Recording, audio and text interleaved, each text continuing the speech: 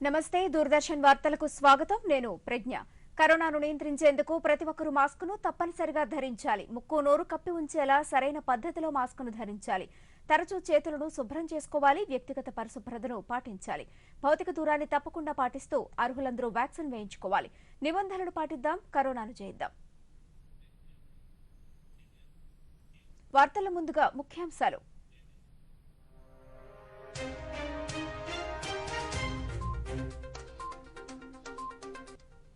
రాజస్థాన్ లో పర్యటిస్తున్న ప్రధాని భగవాన్ శ్రీ దేవనారాయణ్ జీ 1111వ అవతార మహోత్సవ వేడుకల్లో పాల్గొన్న మోదీ బిల్వారాలో శ్రీ దేవనారాయణ్ ఆలయంలో ప్రత్యేక పూజలు చేసిన ప్రధాని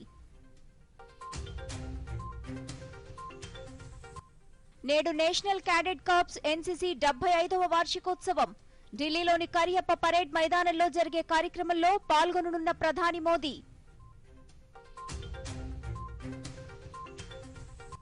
మధ్యప్రదేశ్లోని మొరేనా ప్రాంతంలో సుఖోయ్ 30 మిరాజ్ 2000 విమానాలకు ప్రమాదానికి గురైన భారత వాయుసేనకు చెందిన 2 యుద్ధ విమానాలు ఘటనా స్థలంలో కొనసాగుతున్న సహాయక చర్యలు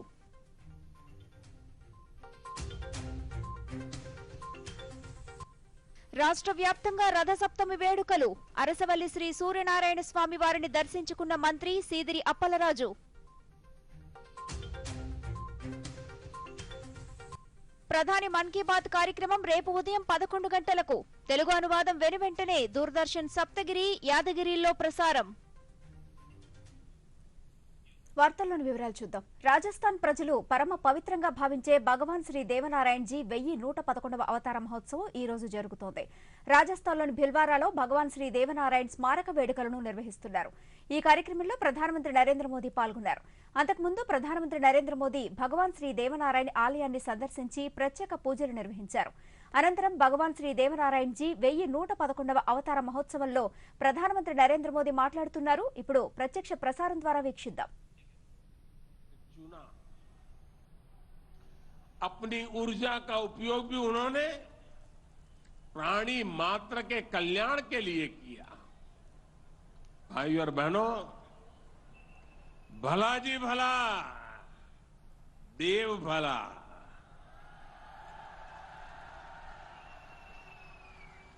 भला जी भला देव भला इसी उद्घोष में भले की कामना है कल्याण की कामना है भगवान देवनारायण ने जो रास्ता दिखाया है वो सबके साथ से सबके विकास का है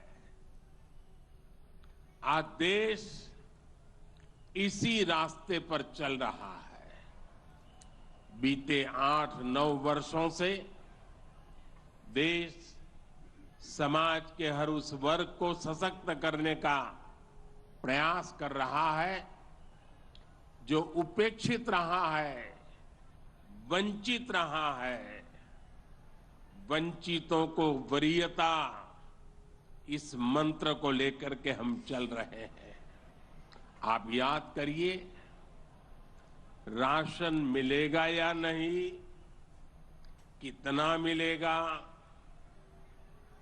ये गरीब की कितनी बड़ी चिंता होती थी आज हर लाभार्थी को पूरा राशन मिल रहा है मुफ्त मिल रहा है अस्पताल में इलाज की चिंता को भी हमने आयुष्मान भारत योजना से दूर कर दिया है गरीब के मन में घर को लेकर टॉयलेट बिजली गैस कनेक्शन को लेकर चिंता हुआ करती थी वो भी हम दूर कर रहे हैं बैंक से लेन देन भी कभी बहुत ही कम लोगों के नसीब होती थी आज देश में सभी के लिए बैंक के दरवाजे खुल गए हैं साथियों पानी का क्या महत्व होता है ये राजस्थान से भला बेहतर कौन जान सकता है लेकिन आजादी के अनेक दशकों बाद भी देश के सिर्फ 3 करोड़ परिवारों तक ही नल से जल की सुविधा थी। 16 करोड़ से ज्यादा ग्रामीण परिवारों को पानी के लिए संघर्ष करना पड़ता था।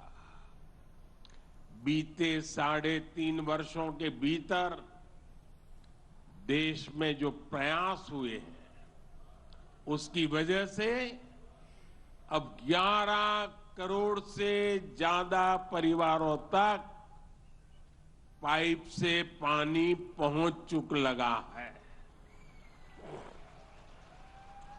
देश में किसानों के खेत तक पानी पहुंचाने के लिए भी बहुत व्यापक काम देश में हो रहा है। నేడు నేషనల్ క్యాడెట్ కార్ప్స్ ఎన్సీసీ 75వ వార్షికోత్సవాన్ని పురస్కరించుకుని ఢిల్లీలోని కరియప్ప పరేడ్ మైదానంలో నిర్వహించే వార్షికోత్సవ కార్యక్రమంలో ప్రధానమంత్రి నరేంద్ర మోదీ ముఖ్య అతిథిగా పాల్గొంటారు। ఈ సందర్భంగా ప్రత్యేక స్మారక నాణాన్ని ప్రధాని ఆవిష్కరించనున్నారు।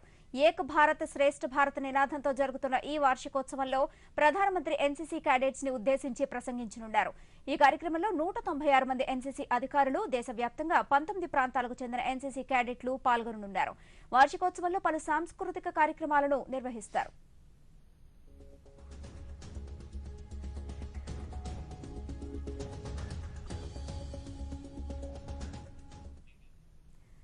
భారత వాయుసేనకు చెందిన 2 యుద్ధ విమానాలు ప్రమాదానికి గురయ్యాయి। రోజువారీ శిక్షణలో భాగంగా మధ్యప్రదేశ్లోని గ్వాలియర్ ఎయిర్ బేస్ నుంచి గాల్లోకి ఎగిరిన సుఖోయ్ 30 మిరాజ్ 2000 విమానాలు కాసేపటికే మొరెనా ప్రాంతంలో కూలిపోయినట్లు రక్షణ శాఖ వర్గాలు వెల్లడించాయి।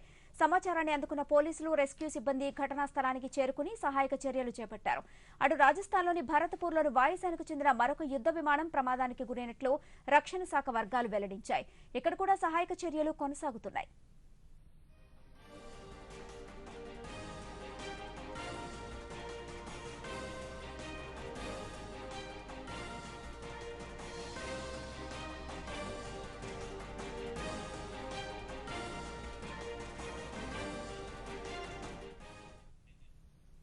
ఆంధ్రప్రదేశ్ పోలీసు శాఖకు అరుదైన గౌరవం దక్కింది। ప్రజలపై విశ్వాసం, సమర్థత, నిజాయితీలో దేశంలోనే రాష్ట్రానికి మొదటి స్థానం లభించినట్లు రాష్ట్రాల డీజీపీల సమావేశంలో కేంద్ర ప్రభుత్వం వెల్లడించింది। ఢిల్లీలో అన్ని రాష్ట్రాల డీజీపీల సమావేశంలో కేంద్ర ప్రభుత్వం ప్రకటించింది।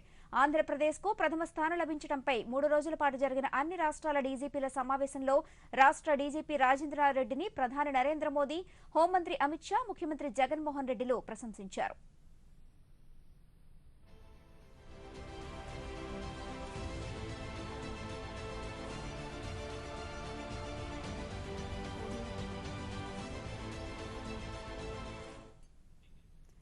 రాష్ట్ర వైద్య ఆరోగ్య శాఖకు మరొక 2 జాతీయ అవార్డులు లభించాయి। రాష్ట్రీయ కిషోర్ స్వాస్థ్య కార్యక్రమం, స్కూల్ హెల్త్ అండ్ వెల్నెస్ కార్యక్రమాల అమలులో అత్యుత్తమ పనితీరు ప్రదర్శించినందుకు గాను ఈ అవార్డులు దక్కాయని వైద్య ఆరోగ్య శాఖ వెల్లడించింది।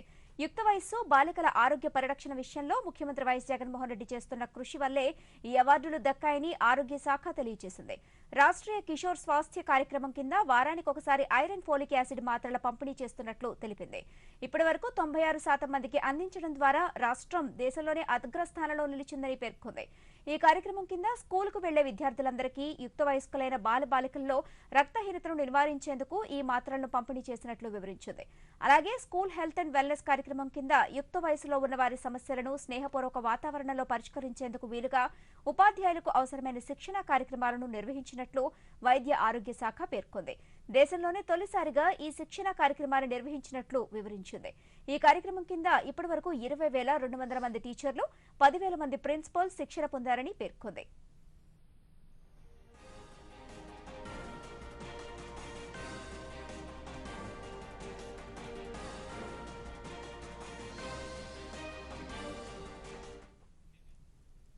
వార్తలు ఇప్పుడు స్వల్ప విరామం।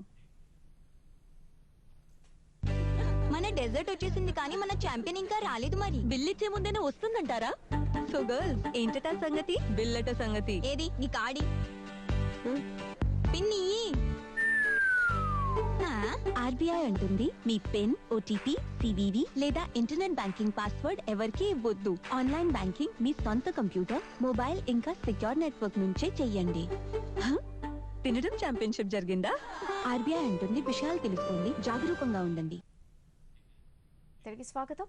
శ్రీ సూర్యనారాయణ స్వామి జయంతి సందర్భంగా శ్రీకాకుళం జిల్లా అరసవల్లిలో రథసప్తమి వేడుకలను ఘనంగా నిర్వహిస్తున్నారు. ఈ ఉదయం నుంచే స్వామివారిని దర్శించుకునేందుకు భక్తులు పెద్ద సంఖ్యలో తరలివస్తున్నారు. రాష్ట్ర పశుసంవర్ధక శాఖ మంత్రి సీదిరి అప్పలరాజు కుటుంబ సమేతంగా స్వామివారిని దర్శించుకున్నారు. ఈ సందర్భంగా మంత్రి మాట్లాడుతూ సూర్య భగవానుడు నేడు భక్తులకు నిజరూపంలో దర్శనమిస్తున్నారన్నారు. రథసప్తమి రోజున స్వామివారిని దర్శించుకోవటం ఆనందంగా ఉందన్నారు. స్వామివారి నిజరూప దర్శనం కోసం తరలివచ్చే భక్తులకు అన్ని ఏర్పాట్లు చేసినట్లు మంత్రి తెలియజేశారు.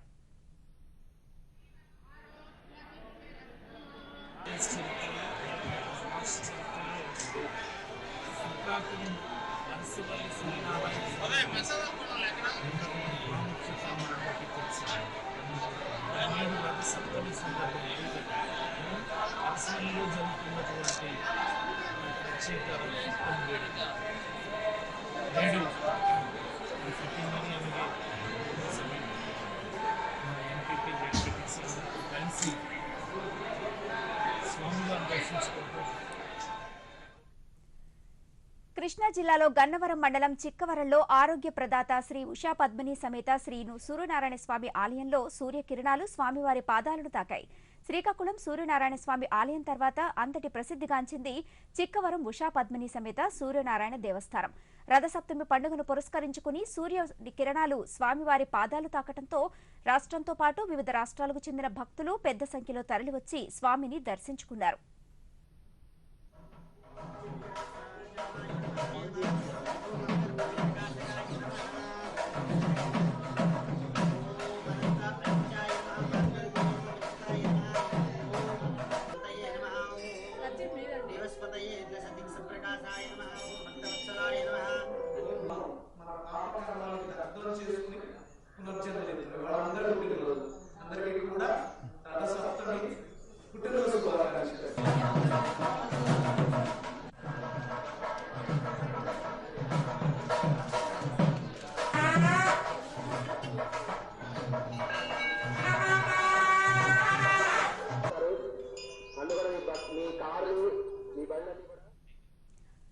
సైన్స్ అండ్ టెక్నాలజీ రంగంలో సేవల్ని అందించిన Tirupati Indian institute of science education and research director KN Ganesh కు పద్మశ్రీ పురస్కారం లభించింది. ఈ సందర్భంగా తిరుపతిలో గణేష్ మీడియాతో మాట్లాడుతూ పద్మశ్రీ పురస్కారం లభించడం ఎంతో సంతోషంగా ఉందన్నారు. కేంద్ర ప్రభుత్వానికి కృతజ్ఞతలు తెలియజేశారు. పద్మశ్రీ పురస్కారంతో తన బాధ్యత మరింత పెరిగిందన్నారు. యువ శాస్త్రవేత్తలు కొత్త పరిశోధనపై దృష్టి పెట్టాలని కోరారు. శాస్త్ర సాంకేతిక రంగంలో దేశం అగ్రగామిగా ఉందన్నారు. I think I'm very grateful to our government for recognizing, my contribution and giving me this award, and it means a lot to me, particularly recognition coming from our government, and it supersedes all other kind of professional recognitions I would have got as a scientist, and I feel very privileged and so fortunate to be recognized by this Padma Award, and it also will put more responsibilities on me in future to achieve greater things for the community. I would like to go more into public service in the sense interact with community, etc. And probably because this award, others would probably recognize me in the sense whatever I interact with them, I teach them, etc. Telugu Desam party ప్రధాన కార్యదర్శి నారా లోకేష్ చేపట్టిన యువగళం పాదయాత్ర రెండవ రోజు కొనసాగుతోంది. కుప్ప నియోజకవర్గంలోని శాంతిపురం మండలం నలగామపల్లిలో ఆయన పాదయాత్ర సాగుతోంది. యాత్రలో భాగంగా ప్రజల విజ్ఞప్తులను లోకేష్ స్వీకరిస్తున్నారు. మధ్యలో నిర్మాణాలు నిలిపివేసిన కురుబ, వాల్మీకి వర్గాలకు చెందిన సామాజిక భవనాలను ఆయన పరిశీలించారు. ఈ భవనాలను పూర్తి చేయాలని కోరినా అధికారులు పట్టించుకోవడం లేదని స్థానికులు లోకేష్ దృష్టికి తీసుకొచ్చారు. ఈ సందర్భంగా లోకేష్ మాట్లాడుతూ సామాజిక న్యాయం గురించి వైసీపీ నేతలు మాట్లాడుతున్నారని, అయితే వారు చేసేది మాత్రం సామాజిక అన్యాయమేనని అన్నారు. ప్రజలకు కావాల్సినవి చేసే బాధ్యత ప్రభుత్వంపై ఉందన్నారు.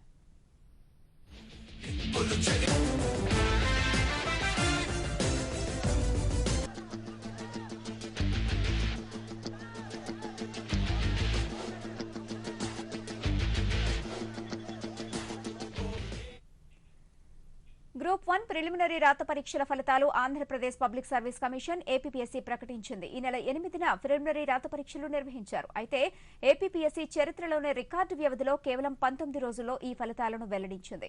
గత ఏడాది సెప్టెంబర్ 30న ప్రభుత్వం గ్రూప్ 1 ఉద్యోగాలకు నోటిఫికేషన్ జారీ చేయగా రాష్ట్ర వ్యాప్తంగా 126,449 మంది దరఖాస్తు చేసుకున్నారు.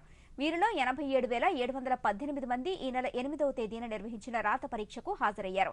మెరిట్ ఆధారంగా ఒక్కొక్క పోస్టుకు 50 మంది అభ్యర్థుల చొప్పున మొత్తం 6,455 మందిని ఏపీపీఎస్సీ మెయిన్స్ పరీక్షలకు ఎంపిక చేసింది. ఏప్రిల్ 23వ తేదీ నుంచి వారం రోజుల పాటు మెయిన్స్ పరీక్షలు నిర్వహించనున్నారు. దీనికి సంబంధించిన వివరాలను ఏపీపీఎస్సీ వెబ్సైట్లో పొందుపరిచారు.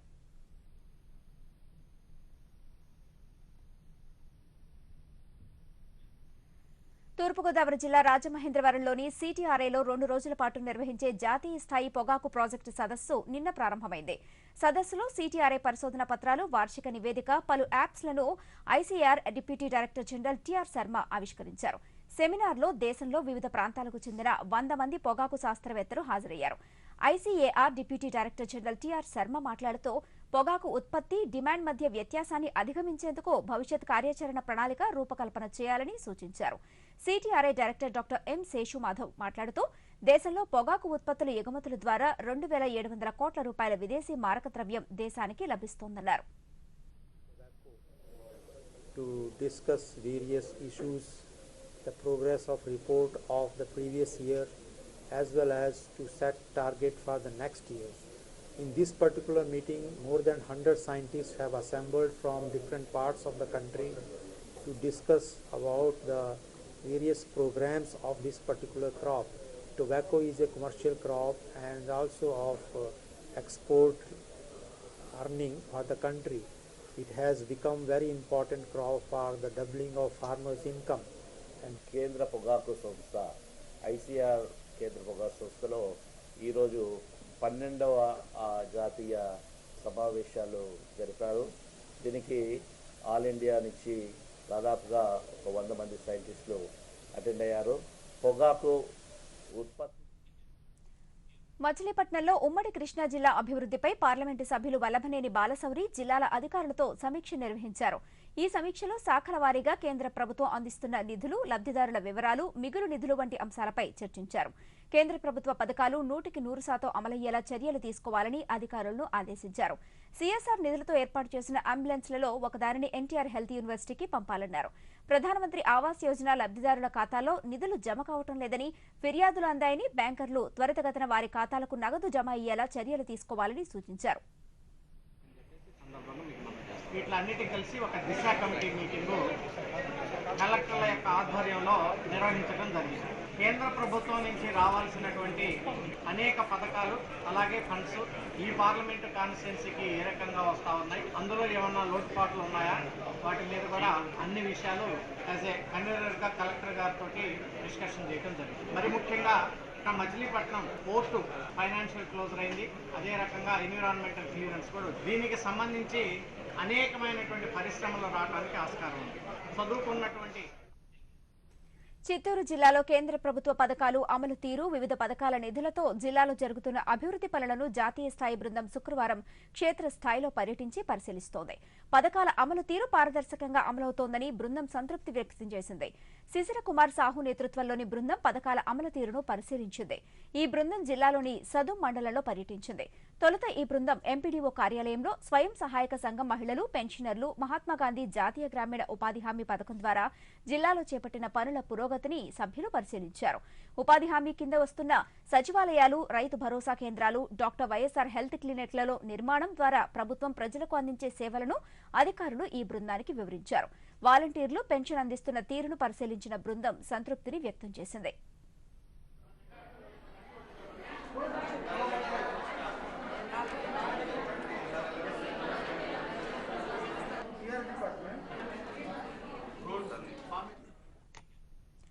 వార్తల్లో ఇప్పుడు విరామం. మీ బ్యాంకు చెల్లింపులు అన్ని internet banking, mobile banking, UPI, భీమ్ యాప్ ద్వారా చెల్లించండి. అంతేకాదు మీ లావాదేవీలను మీ సురక్షిత కంప్యూటర్ నుండి గానీ, మొబైల్ నుండి గానీ మాత్రమే చేయండి. ఎల్లప్పుడూ డిజిటల్ సురక్షిత లావాదేవీలను చేయండి. అజ్ఞాత వ్యక్తుల నుండి మీ మొబైల్లో వచ్చే ఆర్థిక లావాదేవీలకు సంబంధించిన ఎటువంటి సూచనలకు మీరు స్పందించకండి. జారీ చేయవారు నాబార్డు ప్రాంతీయ కార్యాలయం, ఆంధ్రప్రదేశ్. తిరిగి స్వాగతం. ఇప్పుడు ప్రాంతీయ వార్తలు చూద్దాం. 6 దశాబ్దాల నాటి సింధు నదీ జలాల ఒప్పందాన్ని సవరించుకుందామంటూ భారత్ పాకిస్తాన్కు నోటీసు ఇచ్చింది. ఒప్పందం అమలులో పాక్ ఉల్లంఘనలు మొండి వైఖరి వల్లే నోటీసు ఇవ్వాల్సి వచ్చిందని ప్రభుత్వ వర్గాలు తెలిపాయి. ఈ నెల 25న నోటీసు పంపామని 90 రోజుల్లోపు చర్చలకు వచ్చి ఉల్లంఘనపై దిద్దుబాటు చర్యలు చేపట్టేందుకు పాకిస్తాన్కు అవకాశం ఇవ్వటమే నోటీసు ఉద్దేశమని ఆ వర్గాలు పేర్కొన్నాయి. నదీ జలాల వివాదాన్ని పరిష్కరించుకునేందుకు భారత్ పాక్ మధ్య 1960 సెప్టెంబర్ 19న ఈ ఒప్పందం కుదిరింది. భారత్కు మరో 12 చిరుతపులులు రానున్నాయి. వచ్చే నెల 15న దక్షిణాఫ్రికా నుంచి 7 మగ 5 ఆడ చీతాలను మధ్యప్రదేశ్లోని కునో నేషనల్ పార్కు తీసుకున్నారు. ఈ మేరకు దక్షిణాఫ్రికాతో ఒప్పందం కుదిరిందని కేంద్ర పర్యావరణ శాఖ అధికారులు తెలియజేశారు. ఈ చీతాలు గత 6 నెలలు పైగా క్వారంటైన్లో ఉన్నాయని, ఈ నెలలోనే అవి దేశానికి రావాల్సి ఉండగా కొన్ని కారణాల వల్ల ఆలస్యమైందని పేర్కొన్నారు. భారత తపాలా శాఖలో 40,889 ఖాళీలకు అర్హులైన అభ్యర్థుల నుంచి దరఖాస్తులను ఆహ్వానిస్తున్నట్లు ఇండియా పోస్ట్ ప్రకటించింది. వీటిలో బ్రాంచ్ పోస్ట్ మాస్టర్ లేదా గ్రామీణ డాక్ సేవకులు, సహాయక బ్రాంచ్ పోస్ట్ మాస్టర్ లేదా డాక్ సేవక్ కొలువులు ఉన్నాయి. 2 తెలుగు రాష్ట్రాలకు కలిపి 3,746 పోస్టులు ఖాళీలున్నాయి. వీటిలో ఆంధ్రప్రదేశ్లో 2,480 ఉండగా తెలంగాణలో 1,266 ఖాళీలు ఉన్నాయి. గణితం, ఆంగ్లం ప్రధాన సబ్జెక్టులుగా 10వ తరగతిలో ఉత్తీర్ణతతో పాటు అభ్యర్థికి స్థానిక భాషపై అవగాహన ఉండాలి. కంప్యూటర్ వినియోగం తప్పనిసరిగా ఉండాలి. సైకిల్ నడపగలగాలి. ఎస్సీ, ఎస్టీ, ట్రాన్స్జెండర్లు తప్పితే మిగిలిన అభ్యర్థులు ₹100 దరఖాస్తు రుసుం చెల్లించాల్సి ఉంటుంది. దరఖాస్తుకు వచ్చే నెల 16వ తేదీ వరకు అవకాశం ఉంది. విమాన సంస్థలను వరుస వివాదాలు వీడటం లేదు.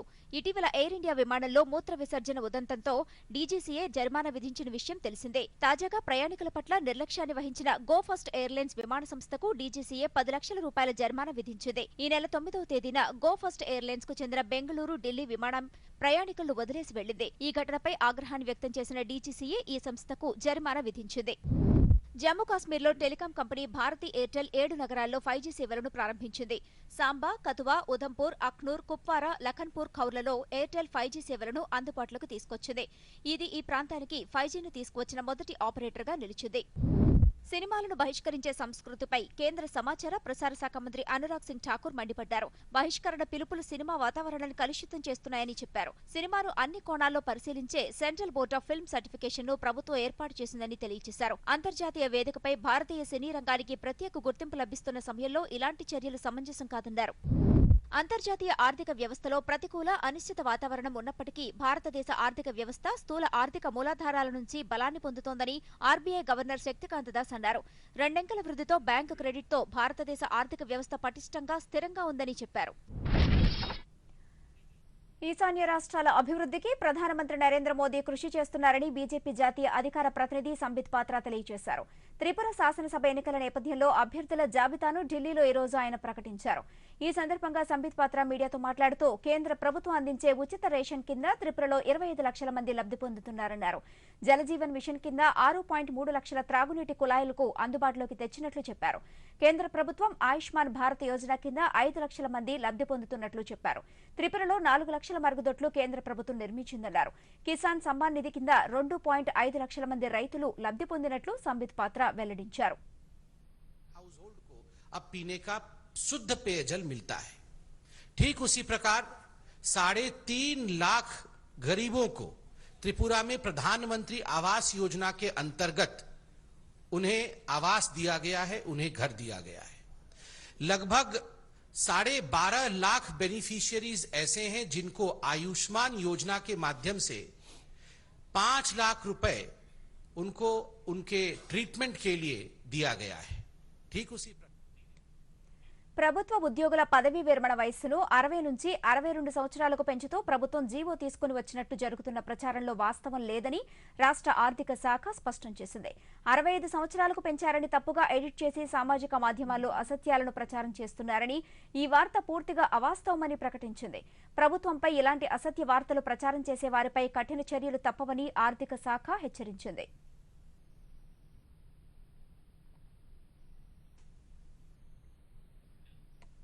ప్రధానమంత్రి నరేంద్ర మోదీ తన మనసులోని భావాలను దేశ ప్రజలతో పంచుకునే మన్ కీ బాత్ 97వ సంచిక రేపు ఉదయం 11 గంటలకు ప్రసారమవుతుంది.